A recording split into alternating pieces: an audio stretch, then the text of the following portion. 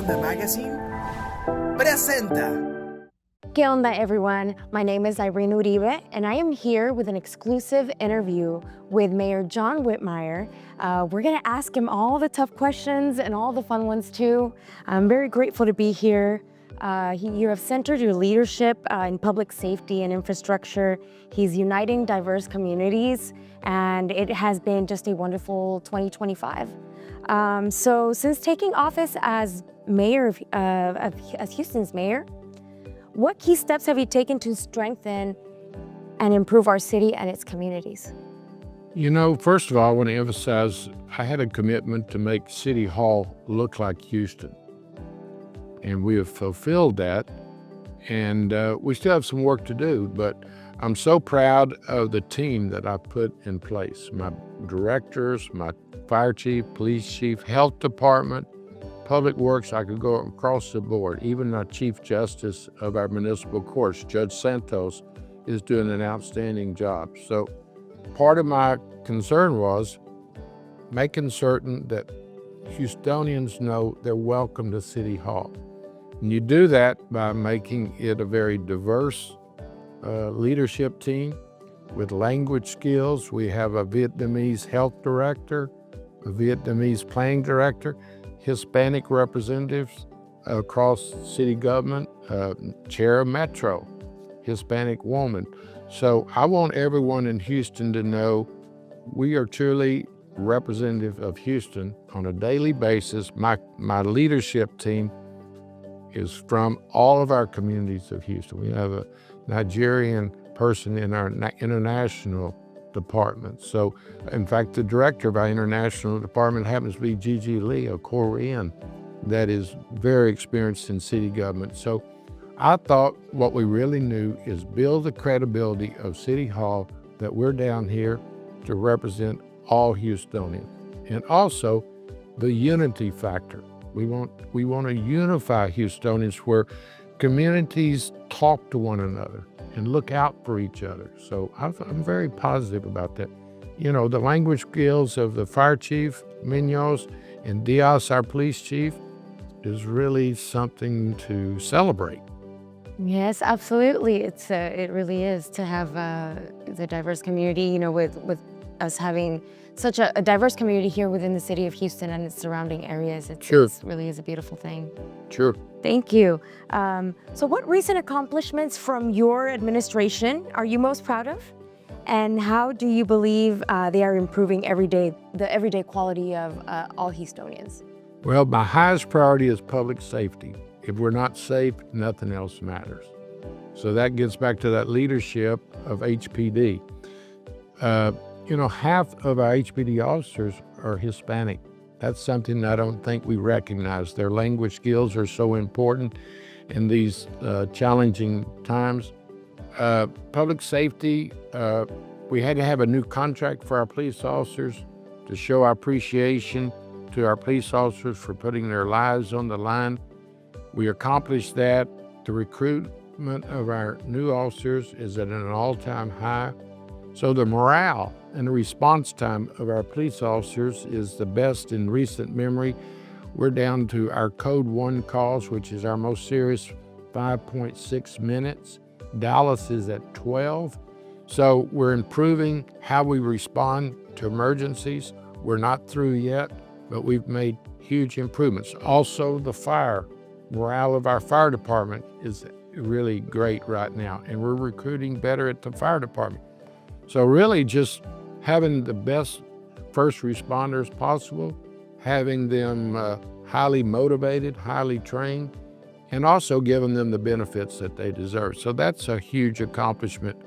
Infrastructure, same concern. We want to make sure that we respond to broken water mains. Our streets are in bad shape. I took over a city that had suffered neglect for many years. We had broken water mains. We had streets that have potholes. It's better, it's not where it should be, but we're partnering with Metro, we're partnering with the county to improve the infrastructure of the city of Houston. So that's really important. Not only potholes and broken water mains, but we want to have the best water supply in the state of Texas. So I've got a great public works director in Randy Micah. He's got a very professional team. So public safety, infrastructure, public health, our neighborhood parks. We're just really very positive about the future of Houston right now. Yes, well, that's beautiful. Thank you for that. And you know, leadership often requires you making difficult decisions, right? I'm sure you know that. How do you navigate those moments? You know, whenever, especially when some residents disagree, you know, not all the constituents are going to agree with what's going on. And you know, while do you still believe that's what's best for Houston, right? You know, that's where my experience comes in. I was in the legislature 50 years before Houstonians asked me to run. I had not thought about running for mayor when I ran, but Houstonians kind of recruited me to bring my experience and my relationships, knowledge of how you make government work from Austin, where I was serving in the Senate, back to the city of Houston. That was a difficult decision because I enjoy being a state senator. We were making a difference. But after a lot of thought and prayer and advice, we made that tough decision. And not a day goes by, Irene, it's not a day goes by that I don't realize I made the right decision, because we are making a difference. We have challenges like all major cities, but we're meeting our challenges. Most major cities today in America have turmoil. There's trouble in the streets. I understand the anxiety of the community, but through experience and advice and counsel, certainly from the Hispanic community, we're making progress. We're giving everyone an opportunity. We're listening to everyone. And Houston is a great city, and I personally think it's going to only get greater. In fact, I know it's going to get greater. We have such great institutions, our faith community, our academic community, the port, the med center. I can go on and on why people want to live and work in the city of Houston. We improve public safety, quality of life issues like infrastructure, garbage pickup. We bought recently 50 new solid waste garbage trucks. We're going to improve trash and recycling, but it's the illegal dumping that also is getting our attention. So we have a full agenda, and that's where that good team comes into play. I need good advice and professional administrators, and that's what we've got. That's great. Thank you. Houston continues to grow. I mean, it's you know, not one of the biggest cities for no reason, right? And is bringing new jobs, development, and investments out here. How does your administration, how are y'all working to build that momentum and expand the opportunities for the local residents and the small businesses as well? Well, we have many projects on the board. First of all, manufacturing wants to come to Houston. We have a great workforce, and we need to improve that infrastructure and quality of life issues where people not only want to work here, but they want to live here. When we woke up this morning, there were 2.3 million Houstonians, but 700,000 people travel to Houston each day from the suburbs to work or attend events or go to the doctor. We want them to live here. So we need to continue to improve the quality of life issues, but also jobs, and more jobs. If you look at the expansion of the George Brown Convention Center, we're doubling the size of the George Brown Convention Center. No taxpayer money from Houstonians, but we're getting state revenue from their hotel occupancy tax, expanding that twice to where we're going to be a destination. It's going to open up the whole east side to downtown Houston. George Brown will have a east side entrance that'll just make the East Houston part of the business community. So jobs, Eli Lilly's moved here, Amazon, Chevron moved their international offices to downtown Houston. We want to revitalize downtown Houston. All great cities have a strong central city. We're cleaning up downtown. We're enlarging George Brown. That that center point transmission site just east of the Hilton is being relocated. We're just doing a lot of things. Improving sidewalks. We want walkability, Discovery Green. We just recently required people to take their scooters off of the sidewalks in the streets so we can have walkability, we can have peace and calm, of a really great environment for visitors and workers in downtown Houston. But the neighborhoods are really one of our highest priority. We want more parks in the neighborhood. We want our parks to be safe. The homeless issue. Let's talk about homeless. It's one of my greatest concerns. The homeless do not need to live on the streets. It's not good for them. It's not good for our neighborhoods. So we've just recently announced a residential facility for the homeless. They will go there, get mental health care, drug and alcohol treatment, job opportunities. It will be the first big step, this new site on Emancipation, right near Dynergy, the Shell Stadium, and by the ballpark.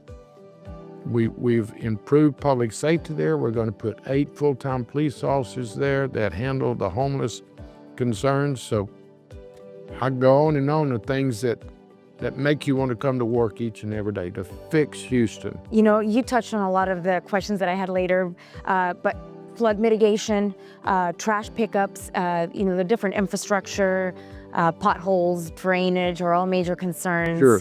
And the homeless situation, you touched on that as well. They're top concerns for residents throughout the entire city of Houston. And so you talked on, on a few of the homeless and a few of those issues, but on the others, what improvements are currently in progress from your administration?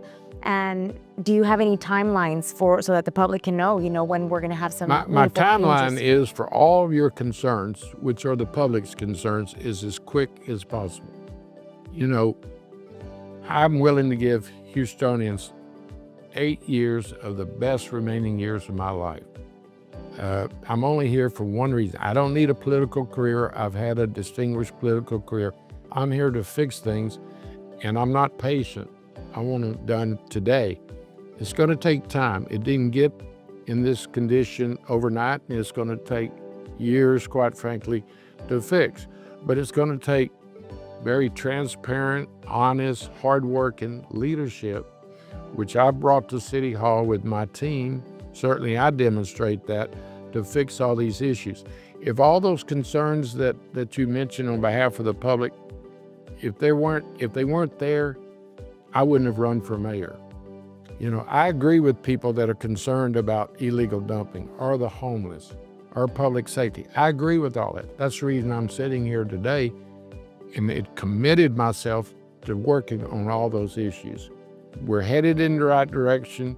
I can show you the data, how, when I was sworn in, we had 1,900 broken water mains. This week it's 400. So we're headed in the right direction, but it's just going to take time. Let's talk a little bit about the games. So Houston has hosted world-class events, right? From the Final Four, the College Football National Championship, the Gold Cup Final. So we're now preparing for 2026 and the World Cup that's coming here to the city of Houston. Yeah. What can Houstonians expect in terms of tourism, traffic? What plans are in place to make visitors feel welcome to our beautiful city and experience it? Great question. They can expect a lot of excitement. We're regularly meeting to get ready for the World Cup. FIFA tells me that we're ahead of all the other major cities in preparation. They actually call us the grown-up city, which I think is a hell of a compliment that they want to do business with us, that we're doing the preparation for public safety, transportation, housing of athletes and guests. So we're going to have hundreds of thousands of people visit the city. There's a lot of excitement. It'll bring additional jobs and revenue to the city, but it'll also, we've been discovered. We've been discovered by the international community. People want to come here, one, because of our diversity. I think we're the friendliest major city in America. In fact, I know we are. When people come in here from from overseas and their trade missions that come to the mayor's office, I tell them what I want them to remember most about Houston, and there's much, much to remember. I want them to leave here thinking we're the friendliest city that they've ever visited. And we are for a big city. We have a welcome attitude. Yes, for sure. And the World Cup will give us an opportunity to demonstrate that. Our cultures, I can go on and on the things that people will leave here impressed by. Yes, all the good food we have. Damn right. Yeah. That's right. So how's your administration working to ensure that Hispanic voices are genuinely heard and reflected in city policies? What positive impacts do you hope these efforts will have on the Hispanic families and neighborhoods? Well, for one, leadership, it starts at the top. I'm very close to the Hispanic community. I've made commitments to the Hispanic community and kept those commitments in department directors, in the rank and file of our city employees, but also just being open and accessible, transparent. I realize, and it's a passion of mine, that we prepare for the future. All you have to do is drive by any HISD school campus, or really just go to any event, but let's just go schools. Look who's on the playgrounds. We've got to get ready for the proud Hispanic community that is the future of Houston. I not only know that, I believe it, I'm excited. I hope I'm still around when the Hispanic community grabs the reins of city government and all of our institutions, because it's going to happen. It's going to happen. Of course, I'll emphasize at this point, elections matter. We need to encourage the Hispanic community to get involved, register, and vote. And I'm not directing anyone on how to vote. It's just register and vote. That's the key to success. So what I can do is share the services now, expose individuals, young people to opportunities, and we're doing that. We do it on a regular basis.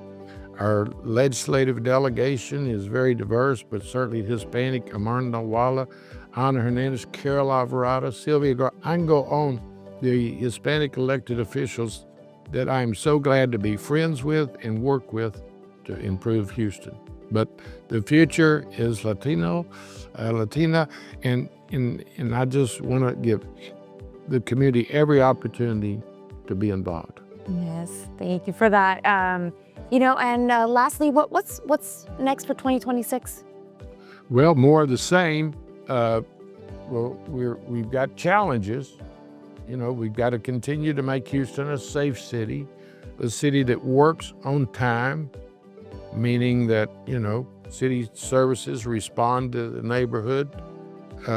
Also welcome our guests. Obviously, the World Cup will be one of the highlights next year. But you know what? Let me tell you something. I'm in meetings to prepare for the World Cup.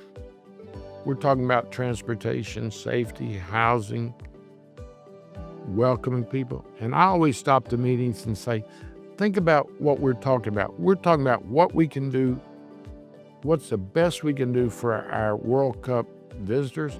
I want the same attitude for Houstonians. I want every day to be a World Cup for Houstonians.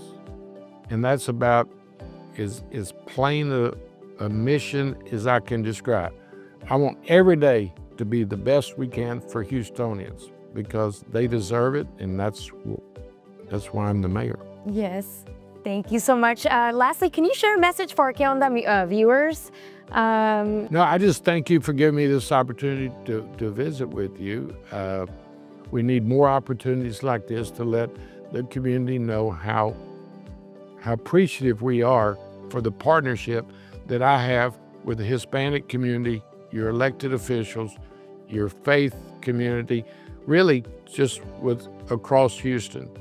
Houston is a great city, and the Hispanic community makes up that greatness. So let's enjoy today, but be prepared for tomorrow. That's right. Thank you so much for meeting us, Mayor John Whitmire. And thank you so much for watching. Hopefully you were able to grasp a little bit of what he is doing for us and his administration is doing for us here in the city of Houston. It was such a pleasure to have this exclusive interview with him today. And to all our Que Onda viewers, muchas gracias. Que Onda Magazine presenta